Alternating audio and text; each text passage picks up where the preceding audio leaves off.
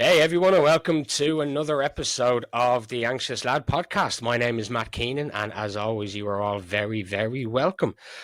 Joining me in the virtual studio today is Kieran McMahon. Kieran, how the hell are you? Matt, it's an absolute pleasure to be here. I'm very, very well, my friend. Listen, it's great to get you on board, and I think it's become a running theme in a lot of the podcasts. One of the first things I say is it took a while to get here, but we finally got here.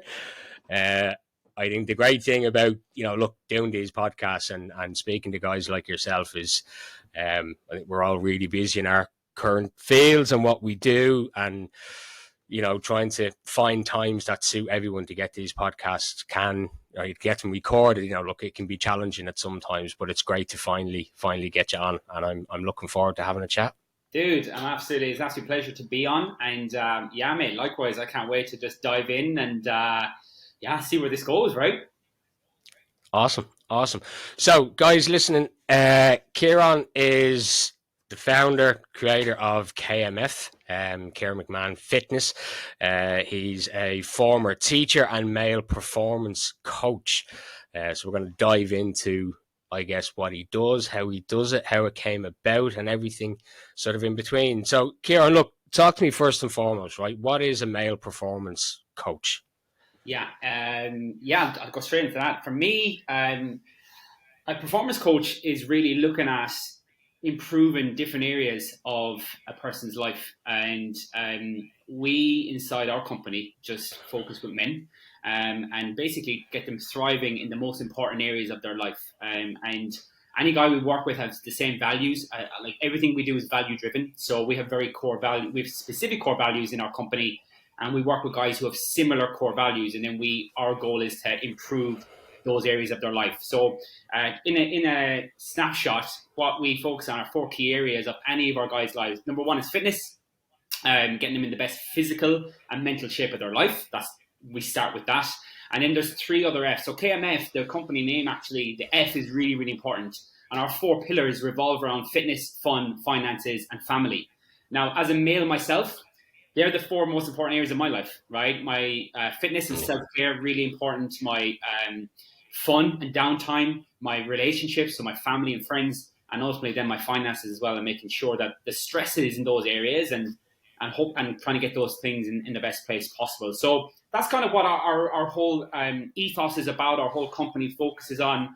And it's been an incredible journey so far to bring me to where we are today. And I'm sure we'll probably dive into bits and pieces, but yeah, I hope that answers the question. We just basically get guys thriving and get them enjoying life as best as possible. Yeah, absolutely. And I think what's great about, and you and I have had conversations before, and what really intrigued me about it was the four key pillars that you described there, right? Because, look, as a 40-year-old male and growing up in today's society and stuff, they're probably the main things that are going to impact our mental health, I think. Relationships with family, look, if there's a breakdown in communication with your husband, your partner, your wife, whoever it is, there's an added stressor, right? The finances, massive thing, certainly from a male perspective, because again, we have this kind of archaic view that we have to be the ones providing, working, providing. That's where we get our sense of worth from. The fitness element, I mean, look, like everyone, I put on a bit of weight during COVID. But I think being a dad and being a husband, and as I said, I'm 40 now. My metabolism is what it was 20 years ago.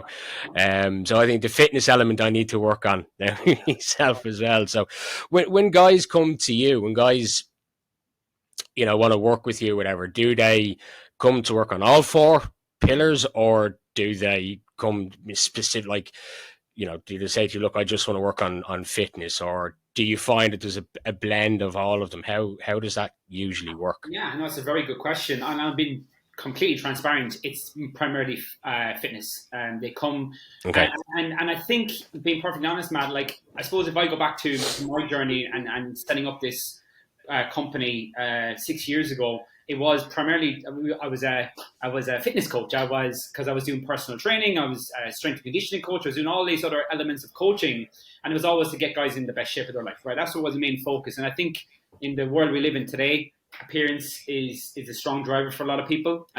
Social media is full of transformations and before and afters and so on and so forth. And again, guys want to look good. But as I always say to the guys we coach, it all starts with you. And we all know that when we're looking and feeling good in ourselves, that transcends into different areas of our life. So they come for fitness primarily. But a big thing for me, Matt, and I suppose we probably will start with this, but to be a better man, and that's the name of our program, our core program, and it is exactly what it says in the tin, is trying to make men better. You mentioned there being a dad, right? You mentioned there being a partner, and all of our guys want to be the best for the people they love the most. And we can sometimes feel very guilty for prioritizing ourselves first, because we're trying to help everybody else. We're trying to make life as good as possible for everybody else. But a key fundamental factor that is really, really important, and for listeners, and is my main message, is that it all starts with you. And unless you are content and happy in yourself, you're not going to be at your best for the people you love the most. It starts with fitness. And from there, then it transcends into those other areas. And of course, it's not me that's coaching them on finances, right? Or it's not me coaching them on relationships. A lot of time, I have experts that come in to talk to them about that, because it's been a journey. I'm being honest about it. Like, and as I said, when I started this off, this was all about before and afters and getting guys leaner and in incredible shape. But through my own experiences, from not prioritizing my relationships and from not prioritizing my finances, even though I looked on a picture to be in great shape, I wasn't happy in myself, right? And and that's what the most important thing is. You're not happy in yourself. You're not gonna be happy overall. You might look great, but it's all about how you feel internally, right? Yeah, absolutely. And I think that's one of the biggest things, and look, you touched on it there, social media, TikTok videos, Instagram, especially Facebook and stuff. You've got the before and after pictures. You've got, people putting up images of themselves in the gym, this ripped body at 30, 40, 50 years of age. And you're kind of led into this, false sense of security almost, or this mindset that that's what I have to look like to be happy. Do you know what I mean? That happiness is attained by looking a certain way. But as you say, you can look in the best shape of your life, but that's only a small piece of it, all right? 100%, and it's that comparison syndrome of I'm only going to be successful when I look like this or when I achieve this. And a big realization for the guys that we coach is getting them clear on their values, right? It's so important that when you are clear on what your value list is in life, well, then they're the things you want to improve. Everything else doesn't really matter. And I think a lot of people, especially Irishmen, right, we struggle to say no to a lot of things. I don't know if you've ever experienced that it's very difficult to say no to things, right? It's probably one of the things we struggle with. But if there's one way to actually figure out what you should say yes to and what you should say no to, is getting clear on your value list. And a good question, and I'm just going to dive in and share it, but a good question to ask yourself is, what are the main things you think about on a daily basis? What are the things you think about the most across your day? What are the things you surround yourself with? What are the things you spend your money on? Like, I'm looking at you right now and I'm looking around, you're surrounded by books, you've got a mic, you're on a podcast, you're talking about self-care. That probably occupies a lot of your thinking on a day-to-day basis. Would I be right? Yeah, to a degree, yeah. I guess trying to raise awareness, helping lads with anxiety and stress. My wife and kids are at the front of my mind all the time, making sure I'm doing right by them, making sure that I don't spiral back to how I was a couple of years ago. And yeah, self-care I think is massive. And as you say, it is difficult, I think, to kind of take on that self-awareness and that self-care, because you do feel guilty about it. That prioritizing yourself. But I think you said it in a conversation we had before, is that if you don't almost prioritize yourself and make yourself feel better and stronger and fitter and mentally, emotionally available, everything else is kind of just going to go to shit, because you know, you're not going to be there for your family, you're not going to be there for your friends, you're not going to be the person you need to be to do all the stuff that you want to do. Yeah, 100%, mate. Like, and that's it. Like, and for you, as you said, family, friends, your kids, your family number one. So any question or decision you have to make, if it's going to have a positive impact on your family, the answer is going to be yes for you, right? Mm-hmm. You impacting as many men as possible and as many listeners as possible, and bringing awareness to men's mental health, if that's going to have a positive impact, any decision you're going to make is probably going to be a yes towards that. So they're your kind of they're two of your highest values. And again, I say to people, most people have about 3 to 5 highest values, and they sometimes don't have to be in order, and they will change throughout time. But when I speak to guys in general, everybody wants to be happier. I think that's the key underlying thing. Everybody wants to be successful in their career. Everybody wants to be there and be there, be the best dad, be the best husband, whatever that is. But as we've said already, 2 or 3 times, to be that person, you have to be happy in yourself, from a mindset standpoint, from a mental standpoint, from a physical standpoint. And then when you are, honestly, life becomes so much easier and so much more enjoyable. Absolutely. So talk to me, because I'm interested in this, right? Talk to me a little bit about,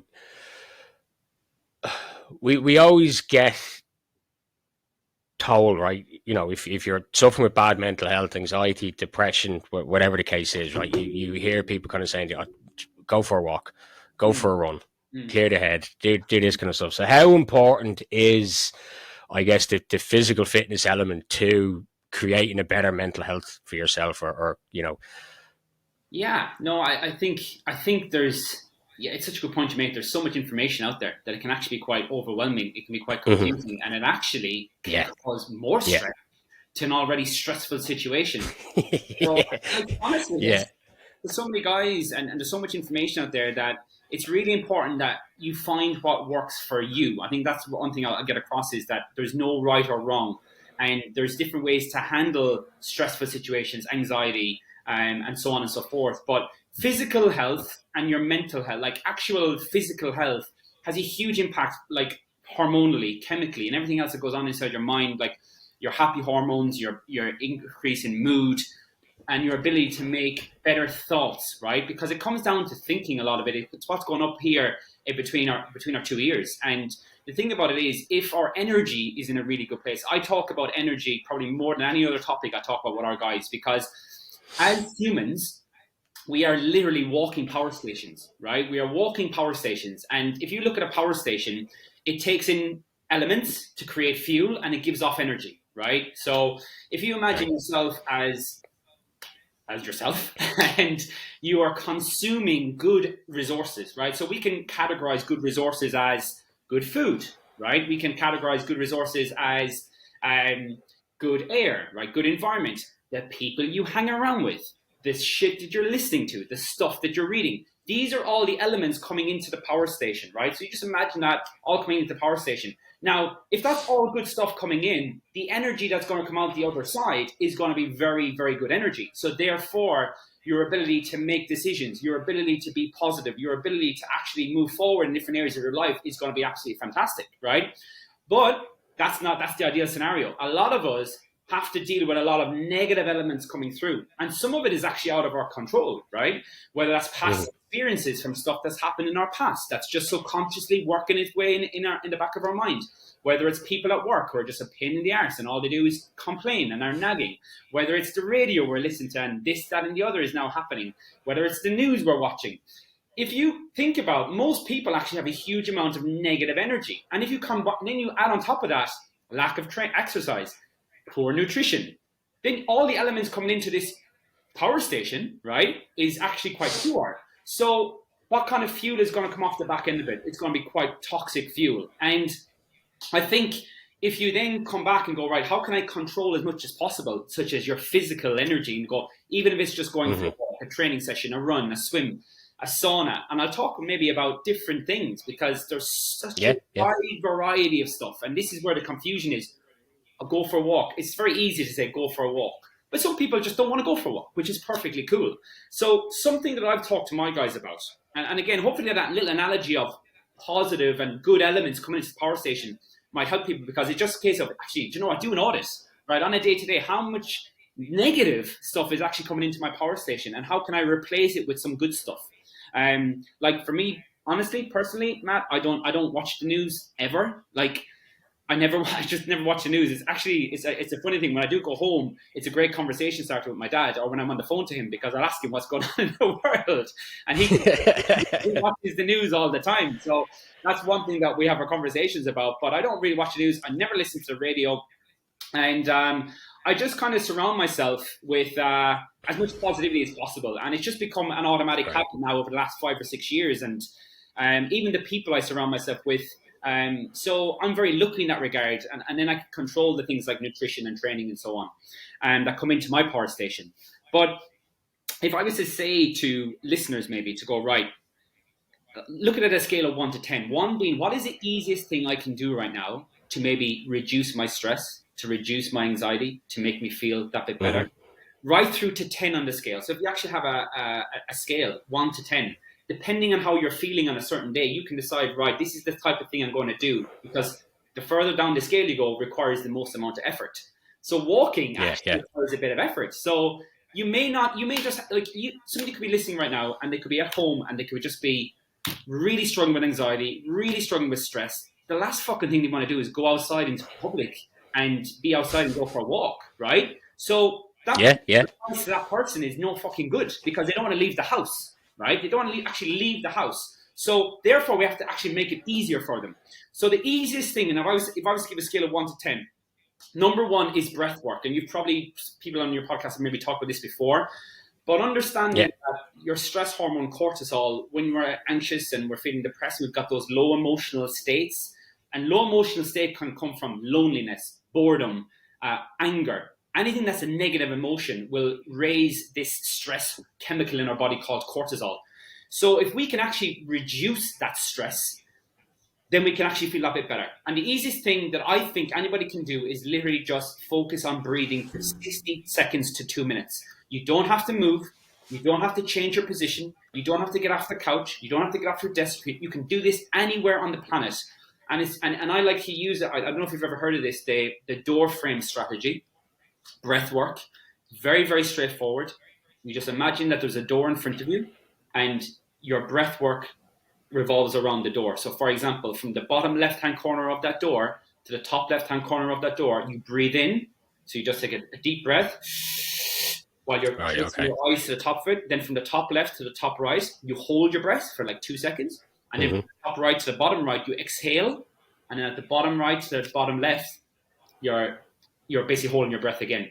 And if you do about 5 to 6 circulations of that imaginary door, you will automatically feel that bit more relaxed, because you've just controlled your breath, right? So does that make sense? Hopefully I've explained. People listening will be like, no, absolutely it does. And I guess the breathing and breath work and stuff is something that I've spoken about a lot, even in some of the videos I've done and some of the podcasts. So I guess for me, from an anxious perspective and filled with anxiety perspective, the breath work was like a light bulb moment for me, because it's episode 3 of the podcast. I speak with a guy in Arizona called Justin, who's a really good friend of mine now. And last year, I'd gone through the therapy, I'd done all of that, other stuff, working on my mental health and all the rest of it. Justin is actually a kung fu teacher, qigong expert, that kind of stuff. So he started sitting down with me and working on the breathing exercises, the breathing element of qigong for me. He was actually going to really get into the qigong side of it, like almost like Tai Chi, the movement element of it. But I'd broken my leg at the time, so I couldn't really move a hell of a lot. So we focused on the breathing. And what I found, because I'm so anxious and have anxiety, my breathing is very shallow. So I probably only breathe to about here, right?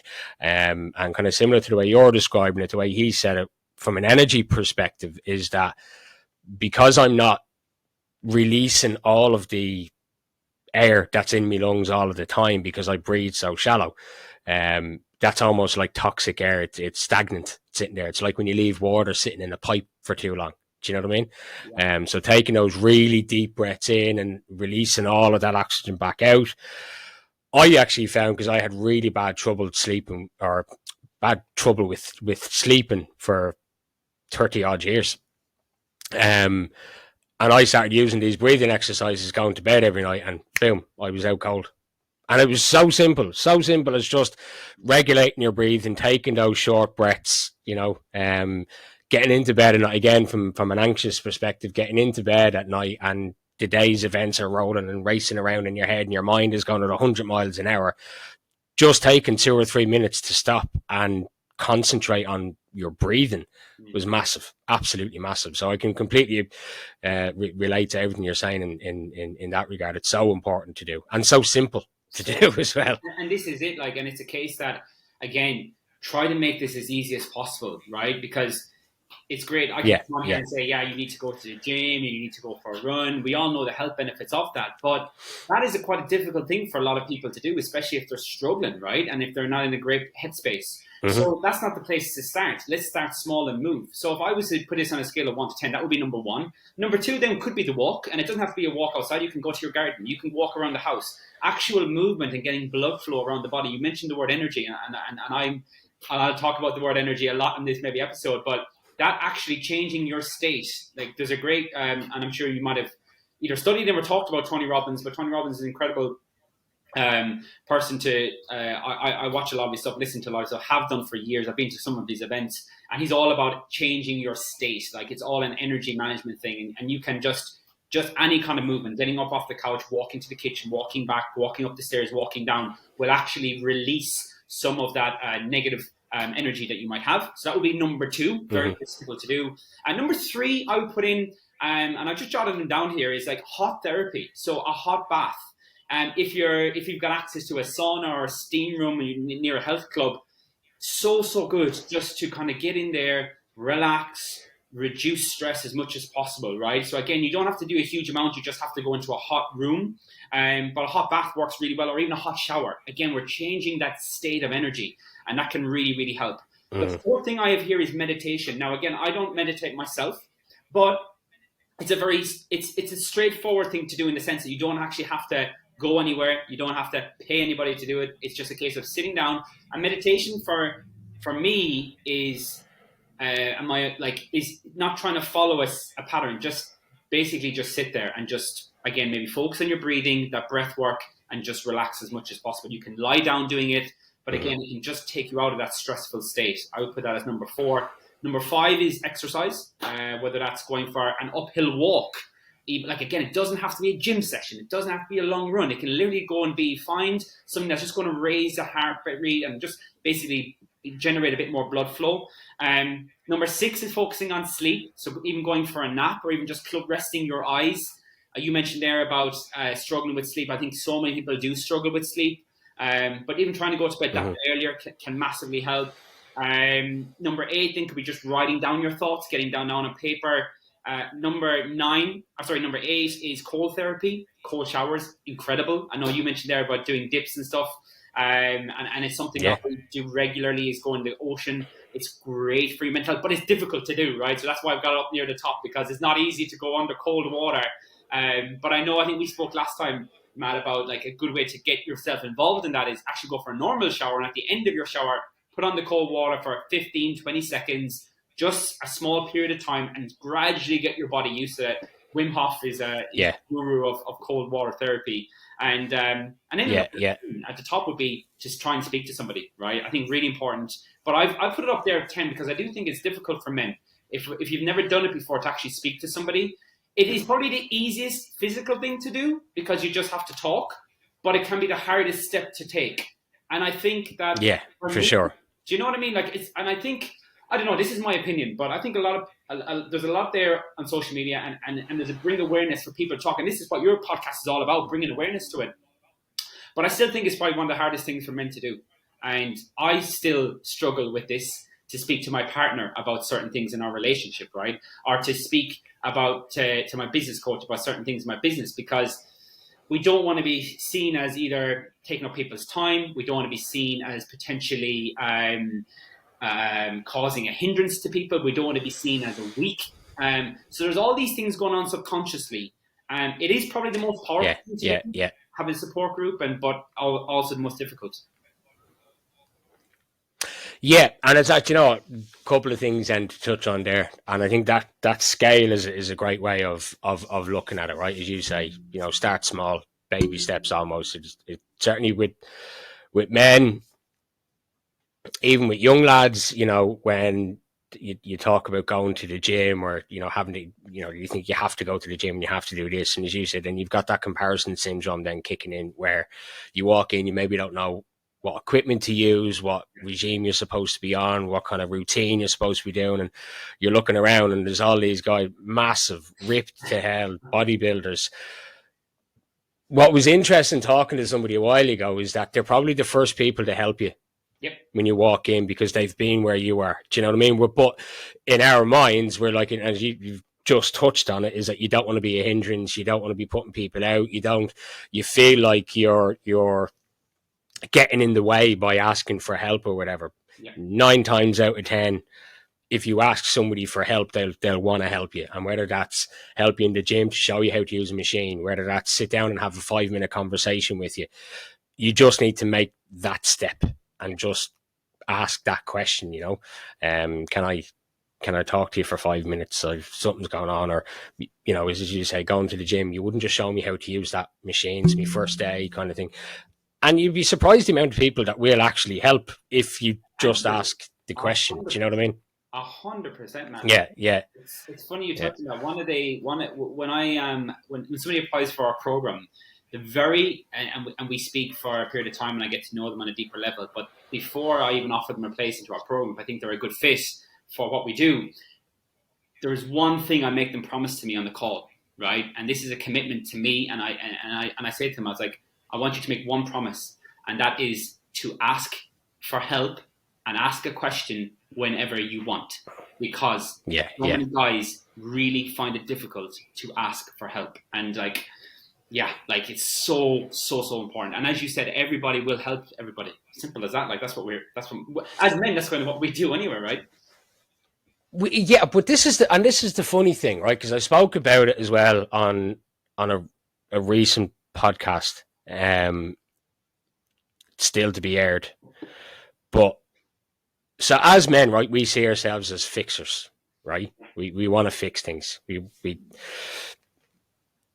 I said it before in an episode. It's going to be released tomorrow to a therapist guy called Sean.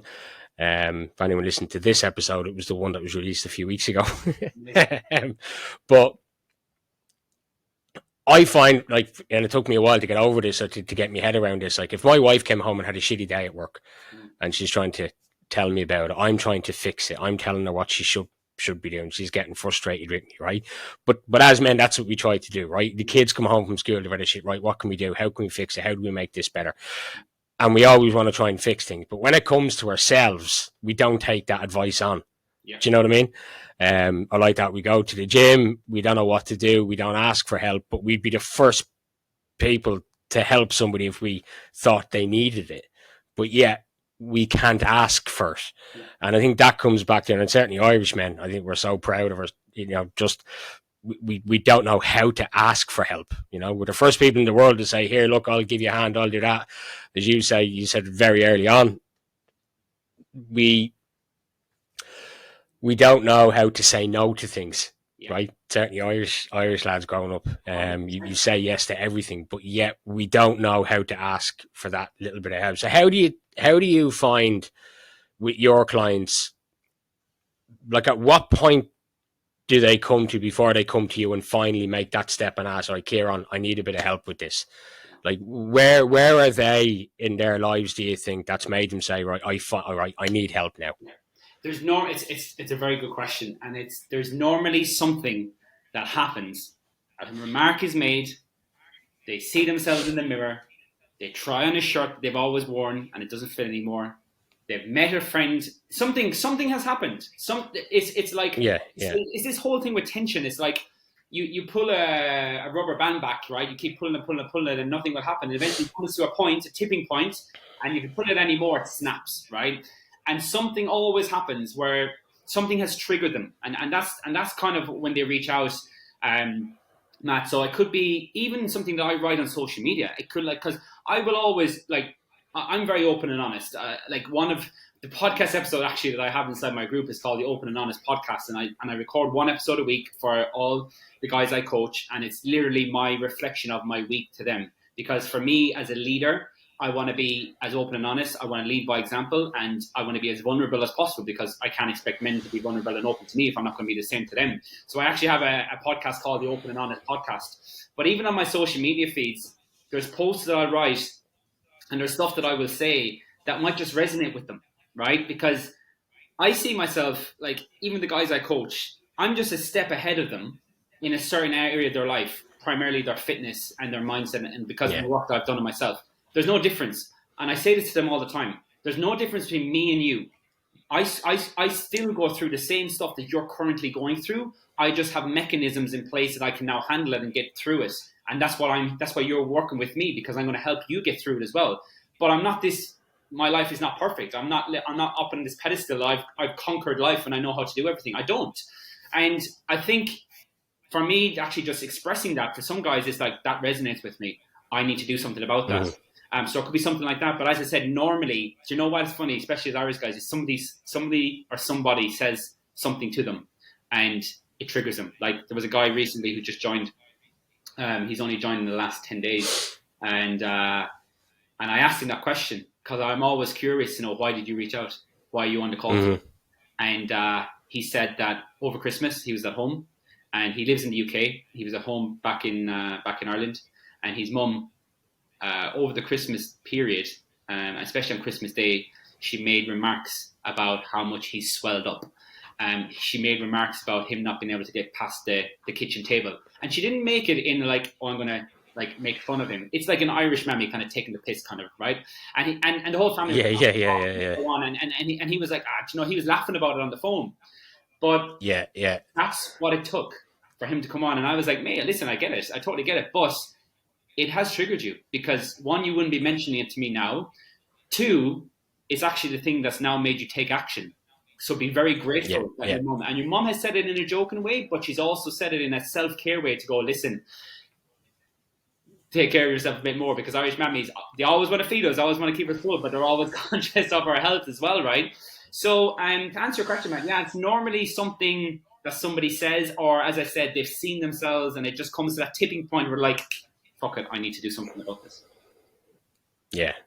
And you mentioned that earlier as well about the open and honest podcast that you have in the group, right? So with the guys that work with you, you've obviously got like this private community with all of your clients and the guys that are there. How important is it, do you think, to have that community and that accountability, I guess, with all of the lads that are there? Because I know, again, we're lone wolves, aren't we, men? But at the same time, we love being in a pack with all the lads, and kind of bouncing off each other. So, how do you find that helps all of them? Now, they may not open up about everything, they may not talk to everybody about everything, but how do you find that collective community helps each of them individually going forward? I honestly think it's the most important aspect of our program. And I don't want to say that lightly. And if you asked me that question 2 years ago, 3 years ago, 4 years ago, I wouldn't have had the same answer, because I didn't actually even see the impact that community can have with guys. Right. But honestly, and it's so powerful. It's so inspiring for me to see. This is like on the daily basis inside. Like, we've got a private Facebook community, and guys will share wins and will share losses, which is just so important. And it's funny because as men, as boys, when we grow up, we're either playing sports, or if we're not into sports, we might be around with our friends' house, might be like online now playing games. Our friends at school, you're part of a pack. Most guys are part of a pack, and especially a lot of the guys I coach, they've either played GAA growing up, they play soccer, played rugby, played some sport, and all of a sudden then they go to uni, or else they get that bit older, they have a kid, and they're not part of this group anymore. And and their friendship groups, and for a lot of guys, and this is my opinion, but like a lot of guys have friendship groups, and their friends are their friends because of either where they're brought up, so they're based in circumstance. If you think about it, most friends are your guys you knew from school, and you didn't choose them. They're just the guys you sat beside in school. So it's down to circumstance. And the second group of friends that you might have are people at work because they're colleagues. And the third group of friends might be lads who you play sports with, right? So if you think about it, our actual close group, we don't choose them a lot of the time. They're actually just based on circumstance, which is great to have a group. But when you're part of a group where every single person is on a similar mission to improving themselves, every single person values being open and vulnerable, every single person wants to be better, it's a group like no other, because there's nobody there to fucking try to impress anybody, right? There's nobody there to try to showcase how good they are. Everybody's there to support each other. And I find, again, as an Irishman, if I look at my own groups of friends and so on, like, it's a lot of kind of higher surface level conversation a lot of time. You're talking about sports, or you're talking about the weather, or you're talking about socializing. But we never actually have the opportunity to ask how your sex life is, or how are you getting on with work, or what are the things that are actually stressing you out? Like, having those deeper conversations that are so valuable, right?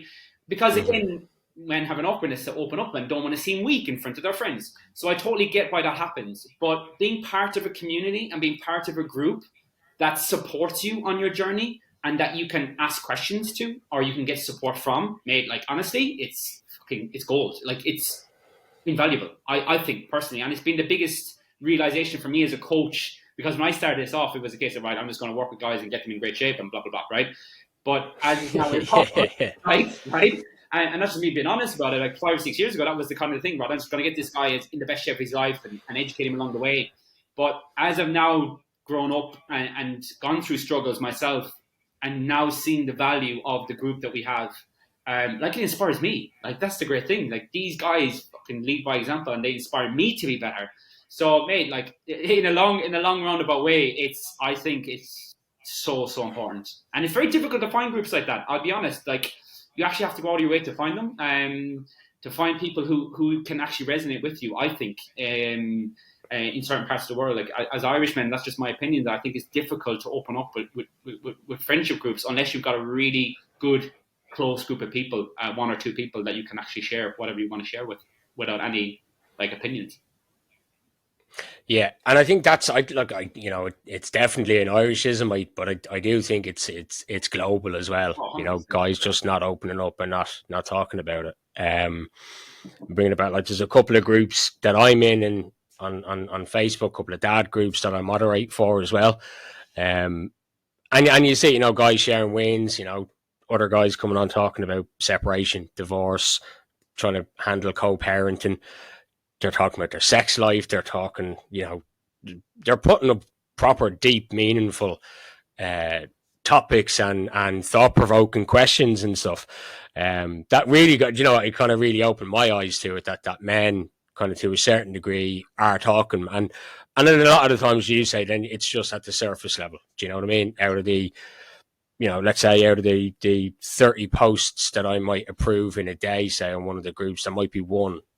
That's it.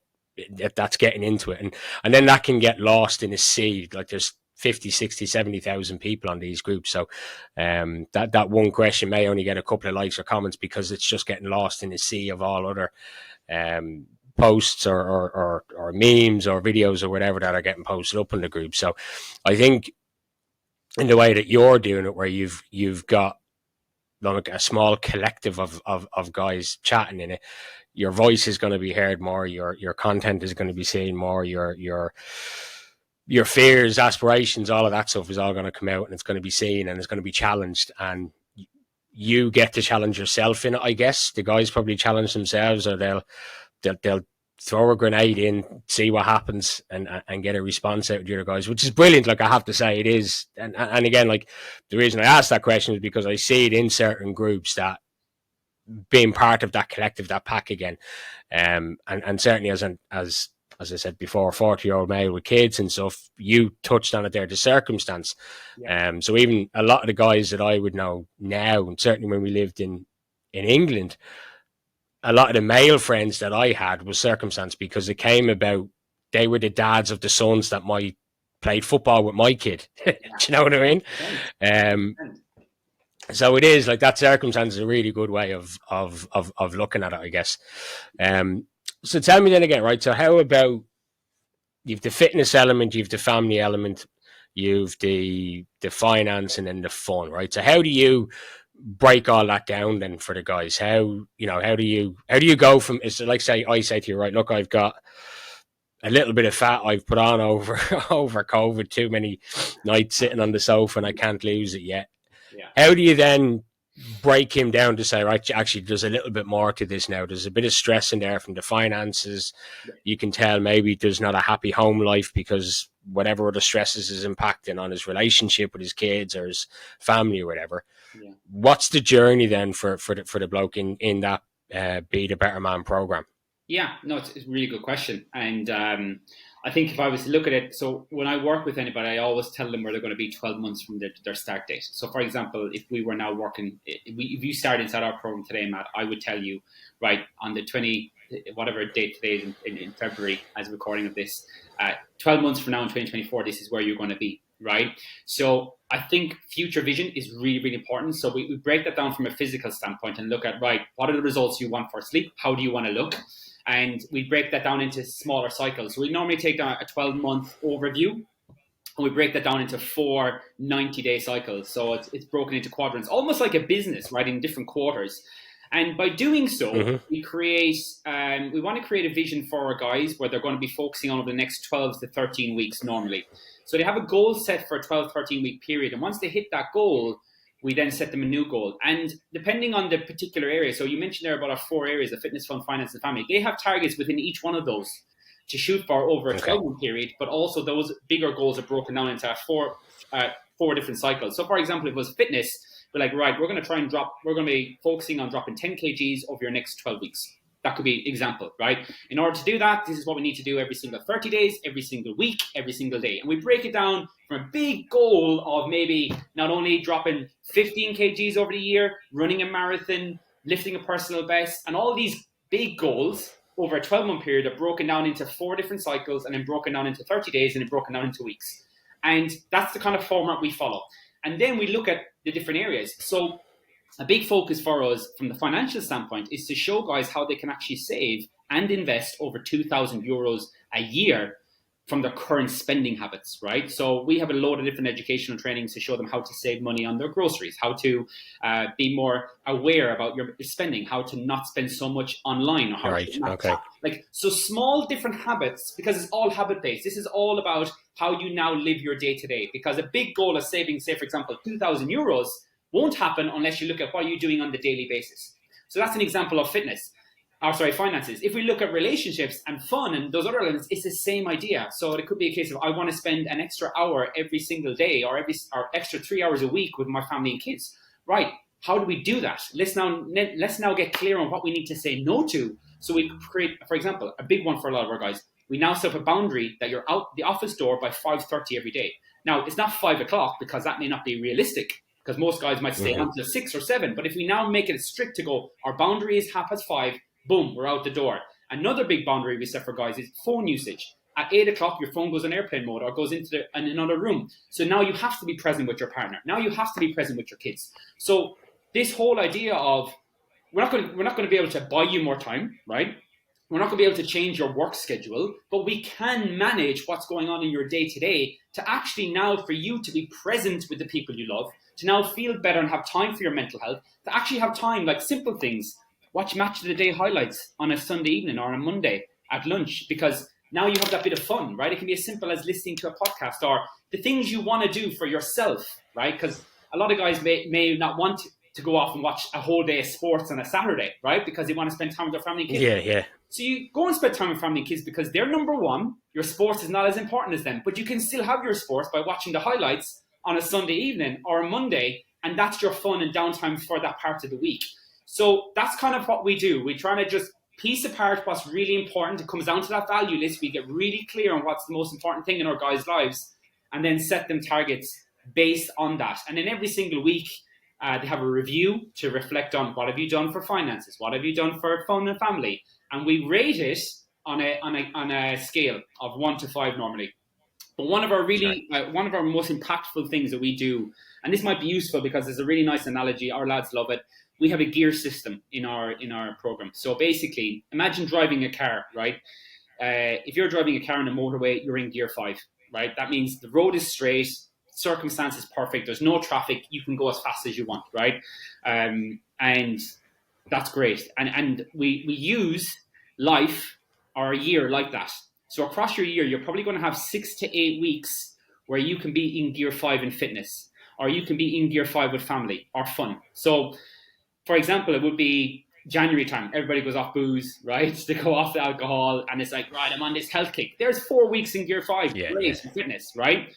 But for the rest of the year, you might be in gear 4 or gear 3 or gear 2. There's some weeks you'll be in gear 1 because work is crazy or whatever's going on, you're sick or unwell. And what we actually do, we spend a lot of time with each one of our guys. We write down actions that are aligned with each gear, right? So I talked before about the breath work right up till the asking for help.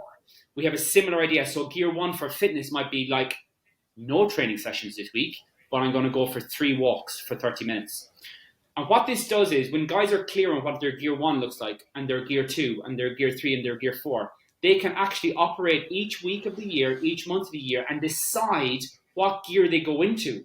So that removes this all or nothing approach where they have to be doing everything on it. And if you don't do that, right, okay.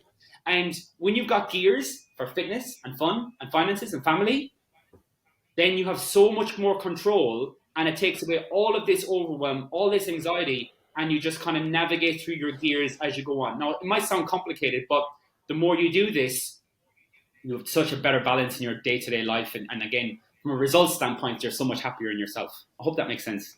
Yeah. No, it does, absolutely. And it's a great, I guess, look, again, from a male perspective, it's a great kind of visual tool to use as well, because we understand the gears of the car, we understand the motorway going forward. But as you say, like, we do, I almost try to people please, and then we don't put ourselves first. Yeah.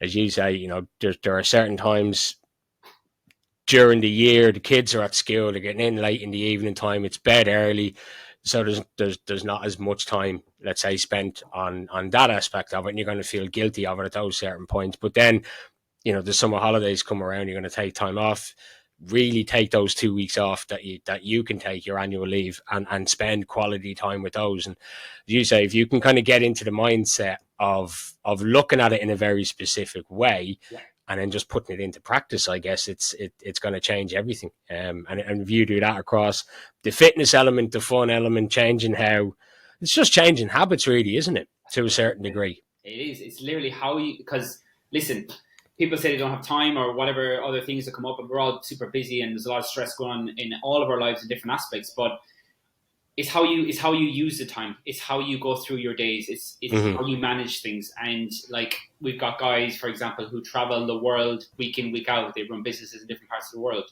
We've got guys who've got 4 or 5 kids. We've got guys who are single. There's so many different elements, but they all have different levels of gears to them. And you have to find what works for you. And that's the key thing. There's no right or wrong. Forget about what Johnny next door on social media is posting, right? Just do you. And once you're clear on what are the most important things in your life, and for most men, I'm going to take a guess here, it's going to be their family and their close relationships. It's going to be their career and their work, and it's going to be their self-care.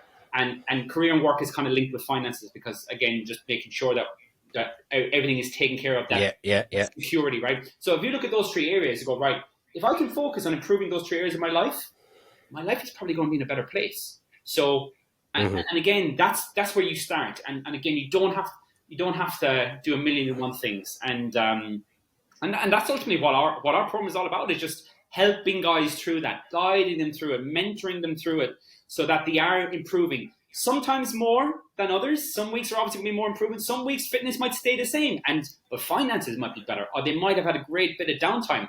That's a win in our eyes. It's not like, oh, I haven't lost body fat this week, or I haven't, right? Don't rate all your success in just one area.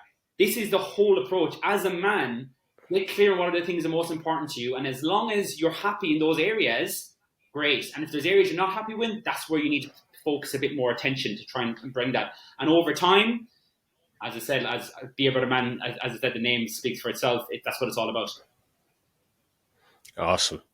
Awesome. And I have to say, it sounds brilliant. You know, like we've said it before, you and I have had a good few conversations kind of around this. And I think the way in which your company looks at it is fantastic. You know, there's, you know, look, there's life coaches, there's sports coaches, there's fitness, there's financial coach, business. You know, I think the twist that you guys have taken on it is absolutely fantastic, and building that little community of lads,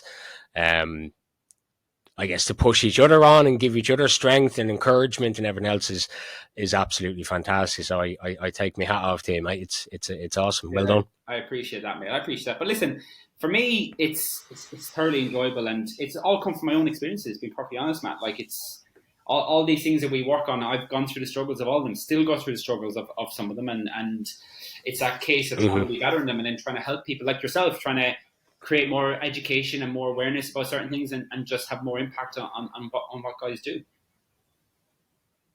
Yeah, and it's like you say. Look, we're not experts in it. You know, I still have my bad days and days and weeks where my anxiety takes over. You probably notice it because I'll go silent on social media for maybe a week or something where nothing's getting done. Yeah. And that's me having a downtime. That's me trying to process mentally kind of everything that's going on in my life, whether it's finances or whether it's work or whether it's the family or whatever. If I'm not throwing a load of content up on social media, it's probably because I'm in the background processing, and I'll come back. And I think that's the key element to knowing it, right? Is that I think with coaches, with whether they're anxious coaches, stress, life, finances, whatever, we're still all human. We're still all men. We still all go through the same crap as everyone. We're not, to a certain degree, experts in it, and we've gotten over all of it. You know, we're still going to struggle with anxiety, stress, depression, finances, career choices, family issues, relationship issues. It's all there. I think it's, and we're all going to still suffer with it. I think, as you said early on, is that for the likes of you and me anyway, to a certain degree, is we've learned specific tools or coping mechanisms in order to deal with, and all we need to do, and I was just trying to guide other guys through that process. 100%, mate. Like, and it's such a valuable point to make there, because if you look at the most successful people on the planet,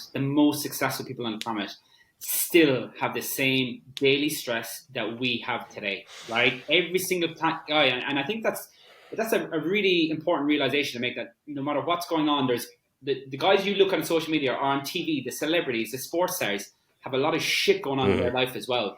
And the only difference, I think, is, as you said, how people cope with it.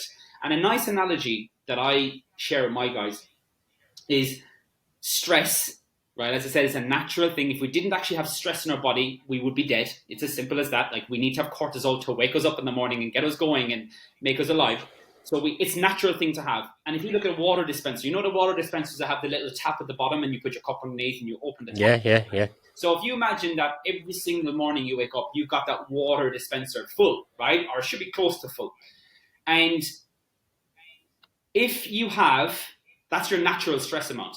And for example, if you have the valve closed, so you have no way to deal or release stress, that water is going to stay in that water dispenser, right? It's not going to go anywhere. So you then add in stress from work. You land in work and all of a sudden you've got 100 emails in front of you, or this thing's after happening. That's another glass of water you've just put on top of the water dispenser. Then you just get a letter from, or a message from your bank, something's not gone through. That's another thing. Then you get a message from school to say your young fella has now been in trouble and he's in detention. You get called into our parents' evening. That's another thing. You get home and there's no dinner cooked and your other half's given out. That's another thing. So, and I know I've made a really bad day right there for a lot of people, but my point is that water dispenser now is fucking rammed, right? And your valve still hasn't opened. So if you have to understand that stress is automatically there, and you have to have some way to release that stress. It's so for sure. Important, because that allows in the system to just stay as balanced as possible, because stress is not going to disappear. It's going to come out of nowhere. It's going to affect you. But once you have 1 to 2 or as many stress ways to manage it as possible, starting from a simple to a bit more difficult, you will feel a bit better yourself, and you will be able to handle those difficulties that life throws at us when we're not expecting them.